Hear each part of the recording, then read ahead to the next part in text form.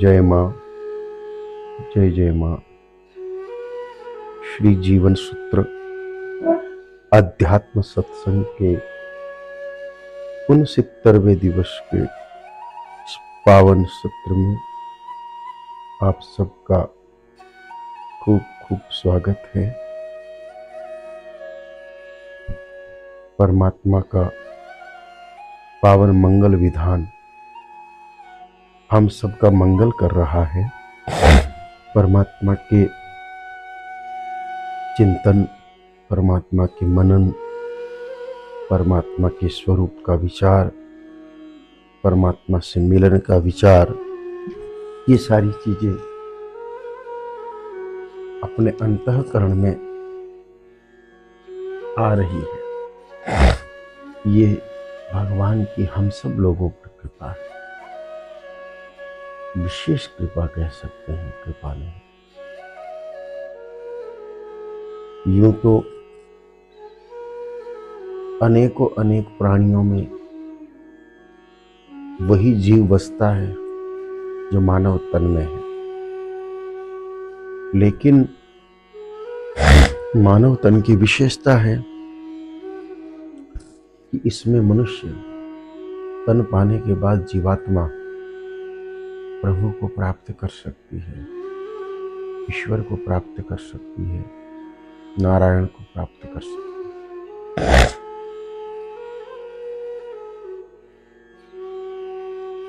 मनुष्य शरीर मिला, ये अनंत की कृपा है, और उसमें भी हमें इतनी सुध दे दी कि हम भगवत प्राप्ति के मार्ग पर चलें, दुखों की निवृत्ति के विचार पर चलें, अपने को जाने, अपने को पहचाने और सत्य में स्थित हो जाए, ऐसा विचार दिया। ये हम पर कितनी बड़ी कृपा है। मनुष्य विविध स्थितियों से गुजर के भी सम बना रहे, प्राप्त वस्तुएं प्रसन्नता न दें और अप्राप्य वस्तुएं शोक न दें, सिद्ध कार्य प्रसन्न न करें, असिद्ध कार्य व्यथित न करें। यही साधक के हित में है, क्योंकि प्राप्त वस्तुएं हमारी नहीं है, तो प्राप्त है मात्र, और सदुपयोग के लिए है, निज उपयोग के लिए नहीं। ऐसी स्थिति में उनके प्राप्त होने पर जब हम प्रसन्न होते हैं, तो कभी नहीं मिलने पर दुखी होने की संभावनाएं बढ़ जाती है। पहला जो हानिकारक तथ्य है यही है। दूसरा, प्राप्त वस्तु पर अधिक प्रसन्न होने की स्थिति में प्राप्त वस्तु से मोह होने की संभावना भी रहती है, और जब मोह हो जाता है तो वस्तु का सदुपयोग मुश्किल है। जैसे संतान किसी को प्राप्त हुई, प्राप्त ही है संतान तो, और बोलते भी यही है, किसी के नहीं हो रही तो संतान प्राप्ति का उपाय, वो तो प्राप्त है तो नहीं अपनी। अब प्राप्त संतान के से प्रसन्नता होने पर उसके प्रति मोह हो जाएगा, मोह होने पर उसका सदुपयोग नहीं हो पाएगा। जैसे वो बलिष्ठ है, वो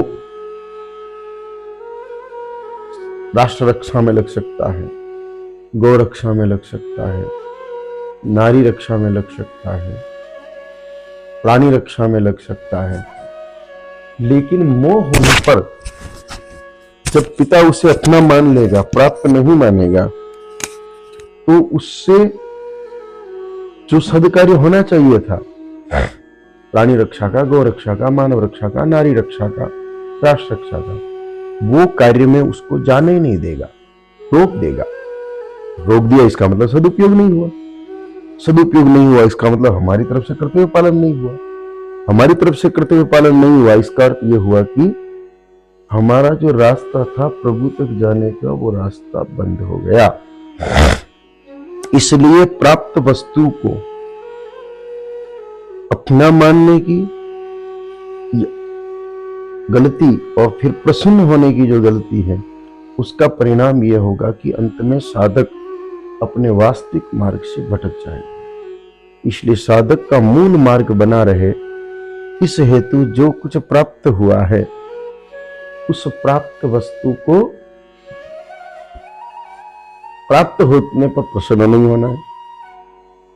और प्राप्त करने का प्रयत्न किया, वैसे तो प्राप्त करने का प्रयत्न करना ही नहीं चाहिए, जो प्राप्त होता है वो तो स्वाभाविक होना चाहिए। प्रयत्न करके प्राप्त होने पर भी उससे मोह बन जाएगा। क्यों?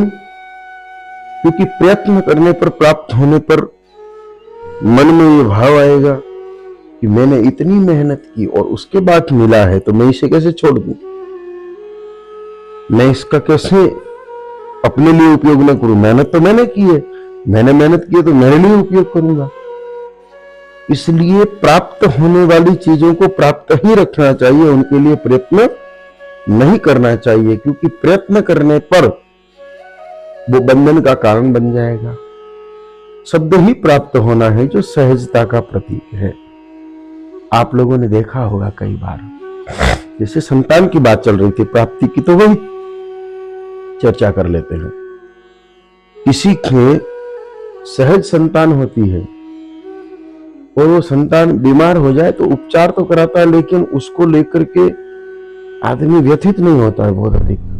लेकिन किसी की उम्र 50-55 साल हो गई, उसके बाद उसने बहुत सारे तंत्र मंत्र यंत्र किए, पूजा पाठ अनुष्ठान किए,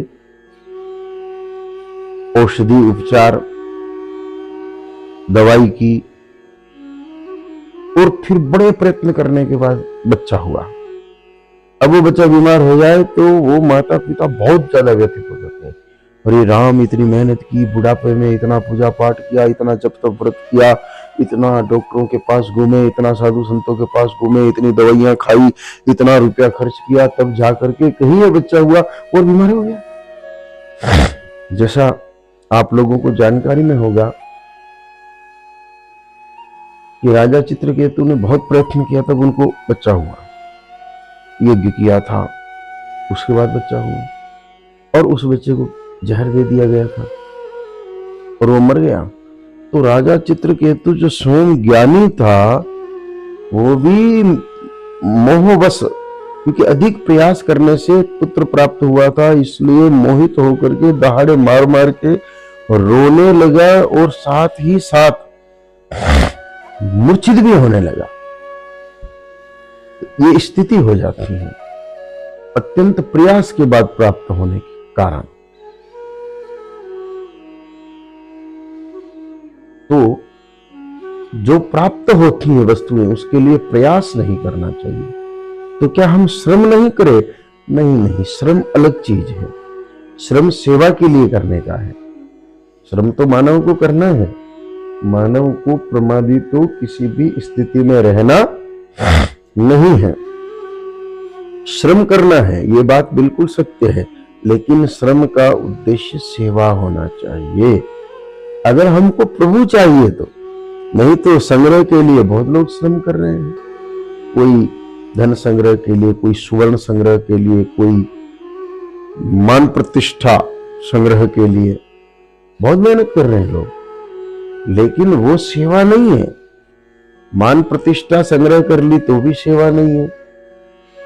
तो हमें श्रम जो करना है वो सेवा के लिए करना है, वस्तु के लिए नहीं करना है। वस्तु तो हमें स्वाभाविक प्राप्त होगी, और स्वाभाविक प्राप्त होने के बाद जब हम उसको अपना न मानेंगे और प्रसन्न नहीं होंगे प्राप्त होने के बाद, ध्यान ये भी रखना है, अपना तो नहीं मानना है, नहीं मानना है, प्रसन्न भी नहीं होना है। और प्रसन्न नहीं होने का सीधा सीधा एक कारण ये भी है कि जब हम अपना मानेंगे तो ही प्रसन्न होंगे। प्राप्त वस्तु को अपना नहीं मानेंगे तो प्रसन्नता का मुद्दा ही नहीं है। जैसे आपको कोई 1 लाख रुपया दे 10 मिनट के लिए कि भैया ये पकड़ो, तो क्या आप प्रसन्न हो जाओगे क्या मुझे लाख रुपए मिल गए? नहीं, वो तो प्राप्त है, अगले को देना है वापस, तो प्रसन्न नहीं हुए। क्यों? क्योंकि आपने उसे अपना नहीं माना। लेकिन अगर कोई आपको कहे ये लो लाख रुपए अपने पास रखो, अपने आप ही काम लेना, तो प्रसन्नता हो जाएगी। प्रसन्नता होती कि हमने उसको किसका मान लिया? अपना मान लिया। अब अपना मान लिया और प्रसन्नता हो गई, तो किसी को देना पड़ा तो दुख भी होगा।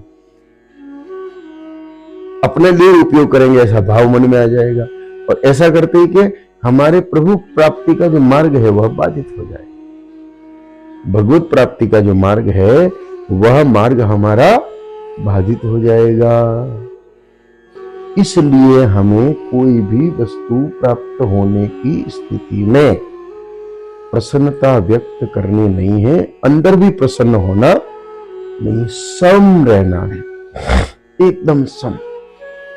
और अप्राप्य की स्थिति में या चले जाने की स्थिति में दुखी भी नहीं होना है, क्योंकि कोई भी वस्तु जो प्राप्त थी वो चली गई। तो ऐसी स्थिति में सीधी सीधी बात है, स्पष्ट बात है कि हमारे मन में उस वस्तु के प्रति मोह था, इसलिए हम अप्रसन्न हुए। नहीं तो द्वारिका डूबती रही और हमारे ठाकुर जी मुस्कुराते रहे, क्योंकि वो अपना किसी को बस किसी वस्तु को उन्होंने अपना माना नहीं, इसलिए गया तो गया, रहा तो रहा। तो ऐसा ही विचार साधक के मन में भी रहना चाहिए। ये हुई प्रसन्नता अप्रसन्नता प्राप्ति और अप्राप्ति पर, या प्राप्ति और चले जाने पर। दूसरा विषय जो है,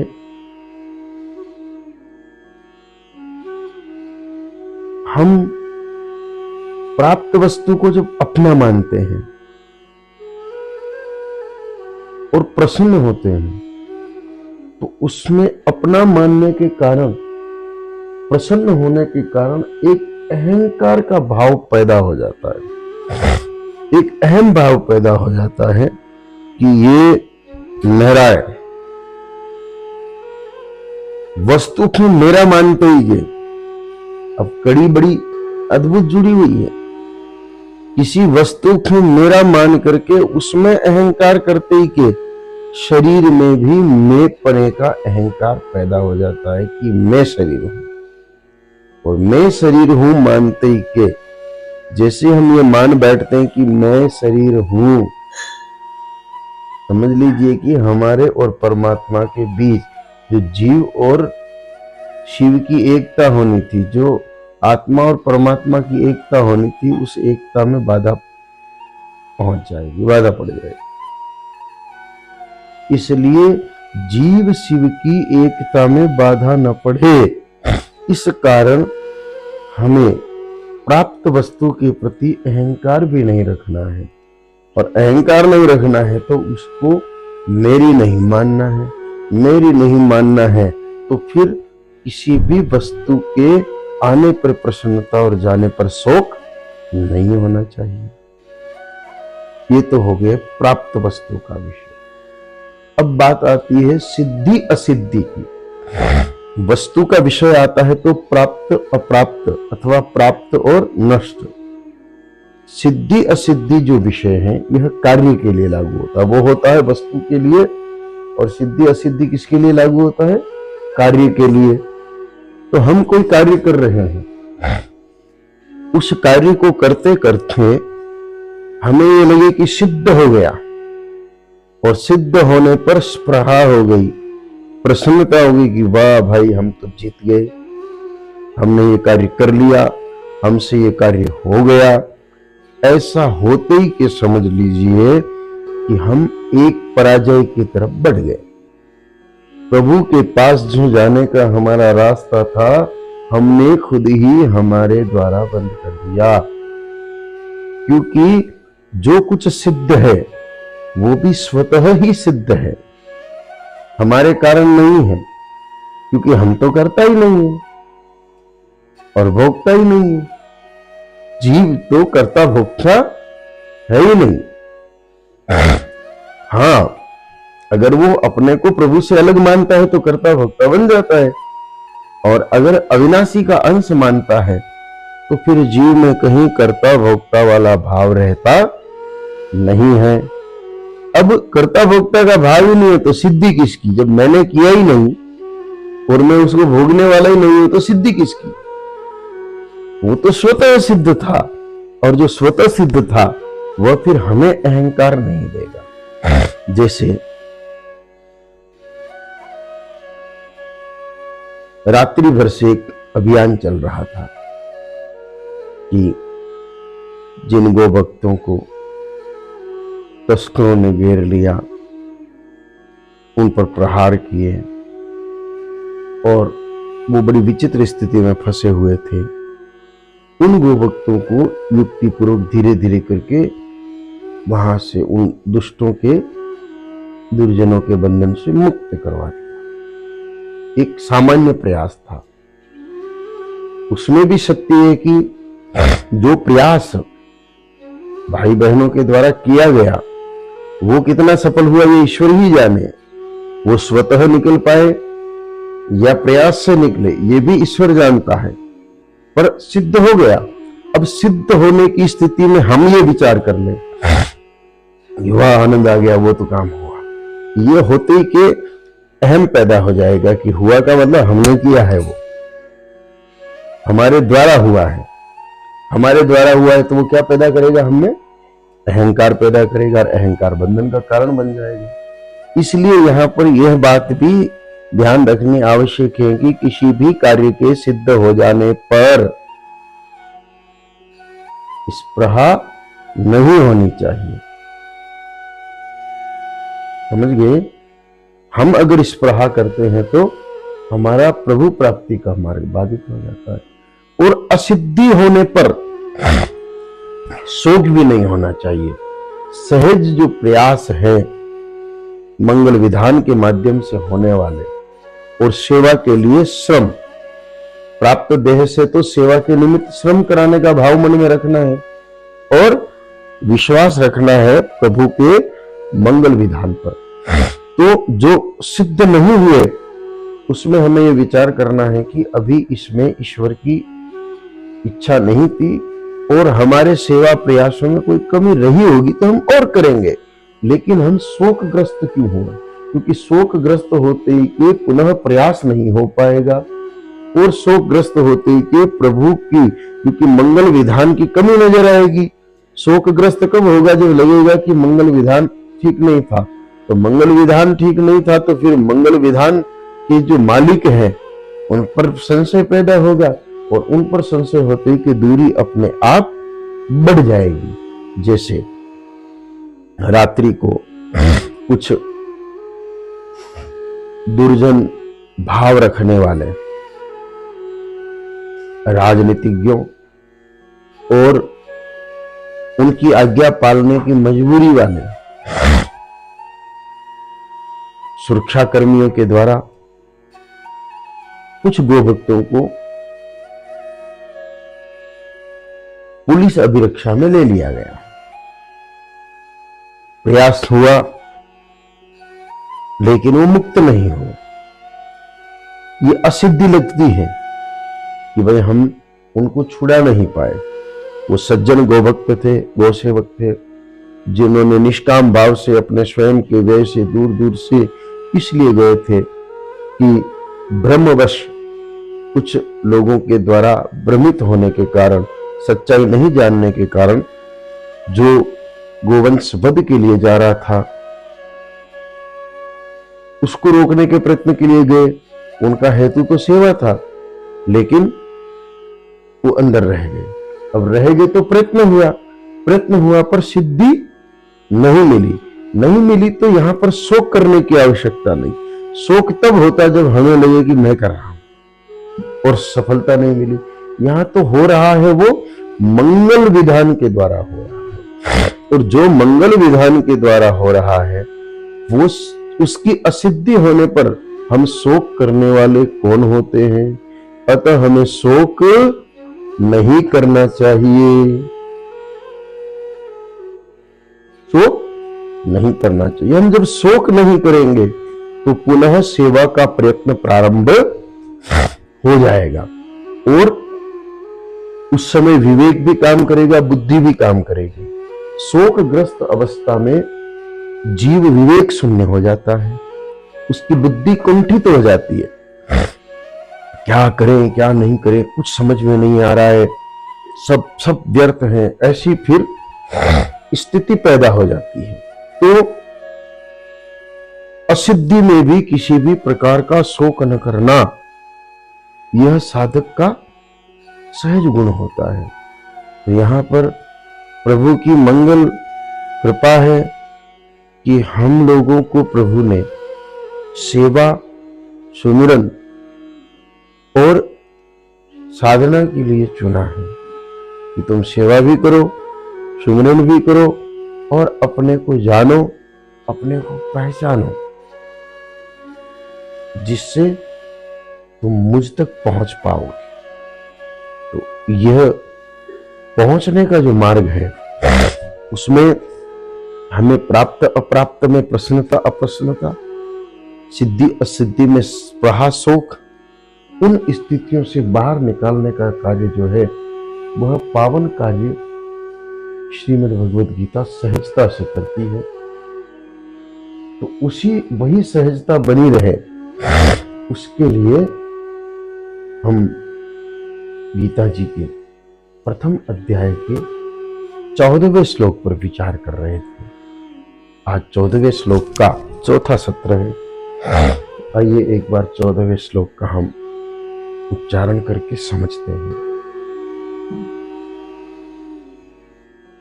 जब दुर्योधन व्यथित हुआ, व्यथित अवस्था में दुर्योधन, व्यथित होने के पीछे वही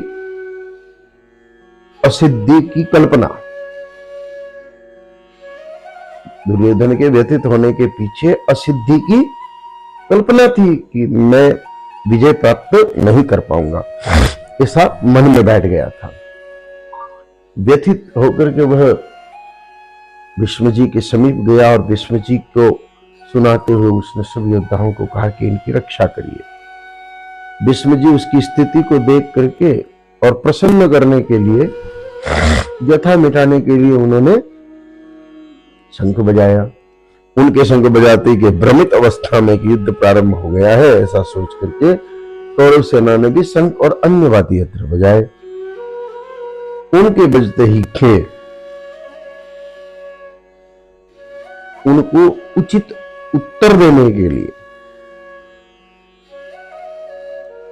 उचित उत्तर देना आवश्यक होता है, युक्ति पूर्वक देना। तो उनका उचित उत्तर शंख ध्वनि ही था। इसलिए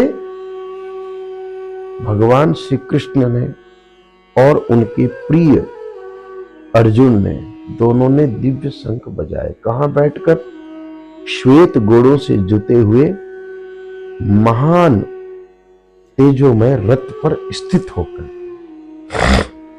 तो उसी के लिए यह श्लोक कहा है कि ततः श्वेते हर्ये युक्ते महती सनंदने स्थितो माधवः पांडवश्चैव दिव्यो शंखो प्रथमदतुः।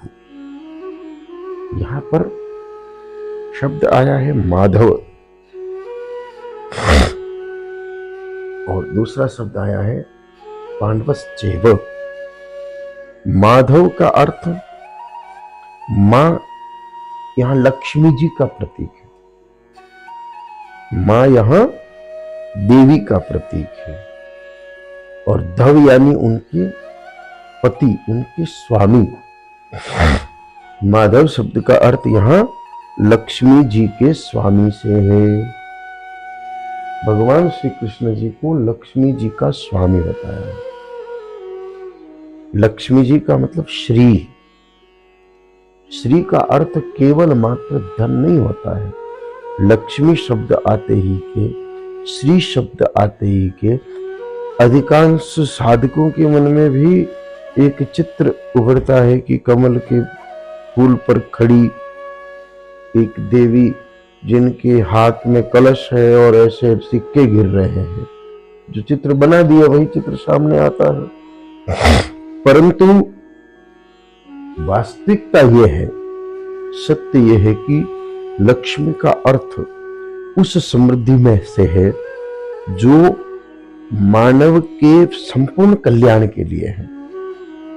लक्ष्मी जी का अर्थ जिस व्यक्ति को अपनी सामान्य आवश्यकताएं पूरी करने के लिए धन प्राप्त हो जाए, सत्य पथ पर चलने के लिए विवेक प्राप्त हो जाए, कार्यों को सही तरीके से करने के लिए उचित बुद्धि प्राप्त हो, प्राप्त देह से सेवा करने के लिए देह रोग मुक्त हो, प्राप्त देह को जो वाणी प्राप्त हुई है उस वाणी का सदुपयोग हो, उसके लिए वाणी में सौम्यता और तेज हो। इस प्रकार के विविध समूह को लक्ष्मी कहा है। मन की शांति हो, करने की ऊर्जा हो, विचलित न होने के लिए धैर्य हो, ये सब लक्ष्मी जी के ही भाग हैं। तो भगवान श्री कृष्ण उनके पति हैं, अर्थात ये सब उनमें है। लक्ष्मीपति होने का अर्थ हमारे दिमाग में ये रहता है कि लक्ष्मीपति यानी लक्ष्मी एक नारी है और भगवान ने उनसे विवाह किया और वो उनके पति बन गए। ऐसा नहीं है। वो तो ठीक है, पौराणिक रूप से उस सत्य को मानिए, वो ठीक है, लेकिन वास्तव में लक्ष्मीपति का अर्थ भगवान श्री कृष्ण के पास ये सब है, इसलिए उनको माधव कहा है। ये सब कब आएगा? ये सब हम में भी आ सकता है। कब? जब हम ये सोच लें कि मैं शरीर नहीं हूं, शरीर मेरा नहीं है, शरीर मेरे लिए नहीं है, ये मुझे प्राप्त है और प्राप्त का सदुपयोग करना चाहिए। ये बात जब बहुत अच्छे से आ जाए तो शांति, धैर्य, रोग मुक्ति, बल, ऊर्जा, तेज और आवश्यकता के लिए, सेवा कार्यों के लिए जो आवश्यकता है वो आवश्यकता की सामग्री, द्रव्य इत्यादि भी सहजता से प्राप्त हो गया। तो मूल माधव के अंशभूत होने के कारण हमने भी माधवत्व आ जाता है। हमने का मतलब शरीर में नहीं, भीतर माधवत्व आ जाता है। और रही बात तो पांडव, यहां पर कहा है कि पांडव और माधव ने या माधव और पांडव ने शंख बजाया, तो यहां पांडव का मतलब पांचों पांडवों से नहीं है। यहां पांडव का अर्थ पांडु पुत्र अर्जुन से है। तो पांडव का प्रतीक अर्जुन को क्यों कह दिया? क्योंकि अर्जुन भगवान के विशेष करीब था और महत्व उसी का बढ़ता है। ये तो राजा या मुखिया उनके धर्मराज युधिष्ठिर है। बलवान की दृष्टिकोण से देखो और आयु की दृष्टिकोण से देखो तो भी आयु और बल भीम में ज्यादा है, लेकिन न यहां पर न भीम की बात है न युधिष्ठिर जी की बात है। यहां तो बात है अर्जुन की। क्यों? क्योंकि प्रभु के करीब रहने के कारण वह यह कर पाया है। भगवान को रथ में बिठा दिया। बिठा दिया का मतलब बागडोर सौंप दी। सारथी बनाने का अर्थ कोई कर्मचारी नहीं बनाया है, यानी कि जैसा प्रभु चाहते हैं उसी मार्ग पर चले।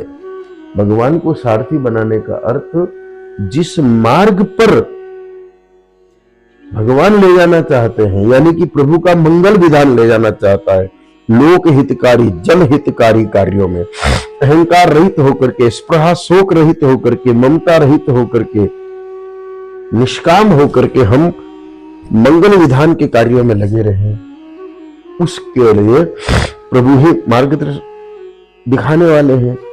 तो वो जहां ले जाए वहां चले, यह भाव हृदय में पैदा होना ही अर्जुन है। इसलिए दिव्य शंख बजे दोनों के एक साथ, क्योंकि अलग नहीं है। जब जीव जगन्नाथ से अपने को जोड़ देता है तो अलग नहीं है, तो फिर जो बजेगा वो साथ में बजेगा, अलग अलग नहीं बजेगा। तो यहां पर माधव पांडवश्चैव दिव्य शंखो प्रथतु, यानी कि भगवान कृष्ण ने और अर्जुन ने दिव्य शंख बजा दिए, तो यहाँ जीव और शिव की एकता प्रतीत होती है। तो हम प्रभु से एक रहें, पृथक न रहें, उसके लिए हमें भगवान से निकटता बनाई रखनी पड़ेगी, प्रभु की समीपता बनाई रखनी पड़ेगी, और वो जिधर ले जाए उधर जाना पड़ेगा, तो हम अपने लक्ष्य को प्राप्त कर लेंगे। आज का समय तो पूर्ण हुआ, इसलिए आज के सत्र को यहीं विराम देते हैं। जय मां, जय जय मां। ओम।